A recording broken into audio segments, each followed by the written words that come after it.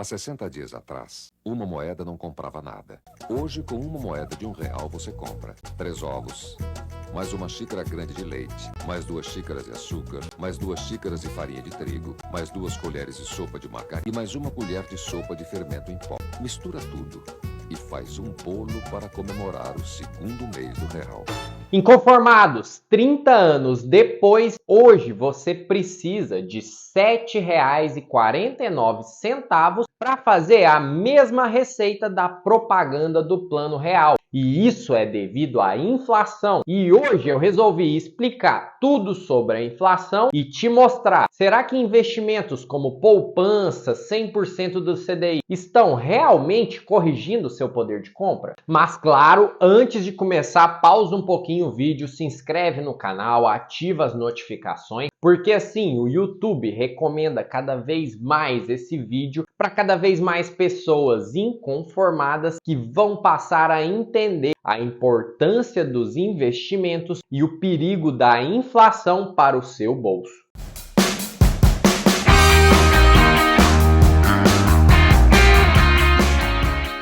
2.708,55%. Essa foi a inflação de 1993, um ano antes da criação do que a gente viu no começo do vídeo, que foi o Plano Real. O que significa isso? Significa que se um produto você comprou ele no início do ano por R$1, ao final desse ano ele estava custando R$ 2.708,55. E isso é a inflação. Mas será que a inflação ela é realmente um vilão? Para começar, vamos falar o que é inflação. A inflação, basicamente, ela demonstra uma alta generalizada de produtos e serviços. E no Brasil, ela é composta e medida pelo IPCA, o Índice Nacional de Preços ao Consumidor Amplo. Um índice composto de uma cesta de produtos e serviços com proporções que eu vou mostrar aqui como funciona, que delimitam como ficou o poder de compra da sua população.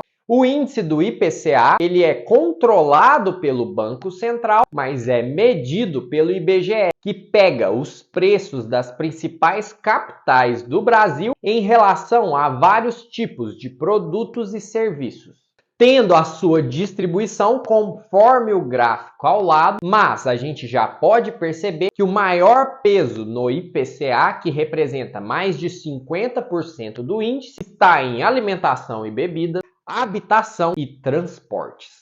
Mas será que o IPCA é realmente confiável para medir a inflação de cada pessoa? Eu digo que não e eu vou te explicar o porquê. O IPCA ele pega uma ampla cesta de produtos que podem não ter impacto na sua vida e, segundo ponto, ele pega preços das principais capitais. Então, quem mora em interior ou mesmo quem mora em uma das capitais vai ter o preço impactado numa inflação pelas outras capitais que podem estar praticando preços diferentes. Então, o IPCA, a inflação, você tem que medir de forma individual e isso eu aprendi com o Luiz Barsi no livro O Rei dos Dividendos. Ele fala que você deve medir o custo dos seus produtos no início do ano e o custo dos produtos no final do ano. E eu vou te contar, se você começar a fazer isso, você vai perceber que a inflação, o quanto o seu poder de compra diminuiu, é muito maior do que os índices divulgados pelo governo. Então eu te convido a fazer essa prática em um dos pontos da sua vida para você sentir esse impacto. Vou dar um exemplo simples. No IPCA existe um peso para passagens aéreas, mas eu me pergunto e te pergunto, quantas vezes você viajou no ano de avião em 2023? Tá, Bruno, mas quais fatores que fazem com que o IPCA suba e a inflação aumente? 2 fatores principais são responsáveis por isso. Primeiro fator, aumento da demanda. Segundo fator,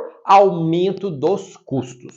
O aumento da demanda a gente pôde acompanhar de perto recentemente na pandemia. Ocorreu que foi fechado muitos estabelecimentos e cresceu a demanda por certos produtos. Vou dar um exemplo simples. O álcool em gel começou a faltar nas farmácias, onde a farmácia conseguia comprar o álcool em gel, o preço estava nas alturas. Por quê? Existia demanda para comprar aquele produto. A mesma coisa em relação a supermercados. Água e alimentos, devido à incerteza dos estabelecimentos poderem ou não abrir, muitas pessoas foram aos supermercados e começaram a estocar comidas e bebidas. O segundo ponto são os aumentos dos custos. Obviamente, se a produção aumenta o custo, o produtor vai querer repassar isso para o consumidor. E o aumento do custo, ele se deve principalmente a dois fatores. Ou realmente os insumos aumentaram os preços, que podem ser influenciados muito bem pelo aumento da demanda. Quanto mais demanda, menos oferta você tem, você vai querer cobrar mais por aquele insumo. E o segundo ponto podem ser os aumentos dos impostos, porque o produtor, tendo que pagar mais imposto, ele vai acabar repassando isso para o consumidor.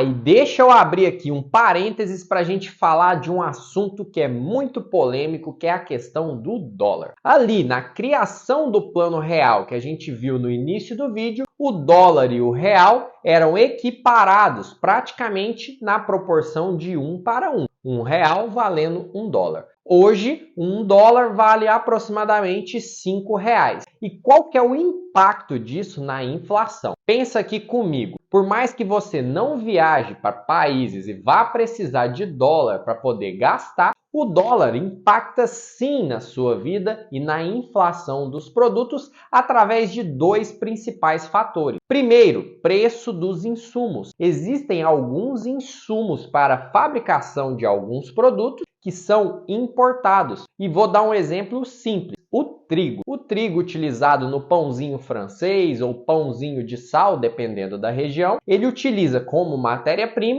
o trigo. E se existe um aumento no preço do trigo, ou se o real desvaloriza em relação ao dólar, o preço do trigo tende a ficar maior. Segundo fator em relação à dependência do dólar é a questão da exportação. O produtor, a partir do momento que o dólar está mais valorizado, existe alguém querendo comprar lá fora, obviamente ele vai preferir vender em dólar do que vender em real. Ele vive em real, se ele vende em dólar, ele vai viver melhor. E não adianta ter hipocrisia. Se fosse eu ou você, faríamos a mesma coisa. Imagina que você está hoje procurando um emprego, os dois empregos são iguais, porém, um emprego vai te pagar R$1.000, o outro emprego vai te pagar R$5.000. Qual escolha você faria?